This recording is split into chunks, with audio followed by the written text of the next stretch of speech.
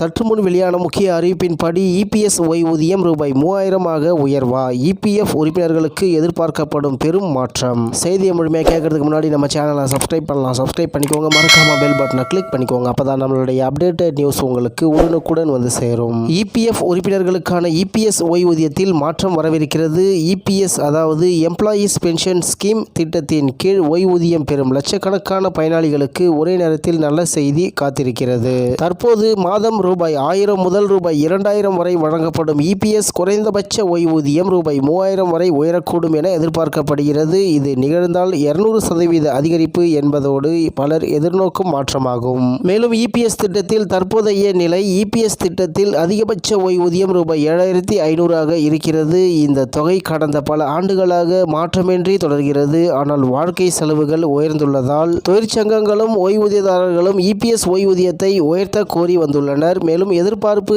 மற்றும் பரிந்துரைகள். மேலும் இபிஎஸ் திட்டத்தை 3ஆம் தரப்பு நிபுணர்கள் மதிப்பீடு செய்யும் பணியில் ஈடுபட்டுள்ளனர். பாஜக எம்பி பசவராஜ் பொம்மை தலைமையிலான குழுவும் இபிஎஸ் ஓய்வூதியம் குறித்து பரிந்துரைகள் அளித்துள்ளது. பல தரப்பில் குறைந்தபட்ச ஓய்வூதியத்தை ரூபாய் 3000, ரூபாய் 7500, ரூபாய் 9000 ஆகிய அளவுகளில் உயர்த்த வேண்டும் என்ற கோரிக்கைகள் முன்வைக்கப்பட்டுள்ளன. மேலும் சாத்தியக்கூறுகள். இபிஎஸ் குறைந்தபட்ச ஓய்வூதியமாக ரூபாய் 3000 என உயர்த்தப்பட்டால் ரூபாய் 1000 உள்ளவருக்கு இது 200% அதிகரிப்பு. ரூபாய் 7500 அல்லது ரூபாய் 9000 என உயர்த்த விரும்பினால் அதற்கேற்ப இபிஎஃப்ஓ திட்டத்தில் அதிகபட்ச வரம்பும் உயர்த்தப்பட வேண்டும். மேலும் தற்போது இபிஎஸ் திட்டத்தில் மாத ஊதிய உச்ச வரம்பாக ரூபாய் 15000 நிர்ணயிக்கப்பட்டுள்ளது. இதை அரசு உயர்த்தாமல் அதிகபட்ச ஓய்வூதிய உயர்வு சாத்தியமில்லை. மேலும் இதற்கான அதிகாரப்பூர்வ அறிவிப்பு தற்போது வரவில்லை என்றாலும் இபிஎஸ் ஓய்வூதியம் குறித்த பெரும் மாற்றம் விரைவில் வெளியாகலாம் என நம்பப்படுகிறது. இபிஎஃப் உறுப்பினர்கள் இந்த அறிவிப்பை கண்காணித்து வருவது நல்லது என்று தகவல் வெளியாகியுள்ளது என்பது குறிப்பிடத்தக்கது.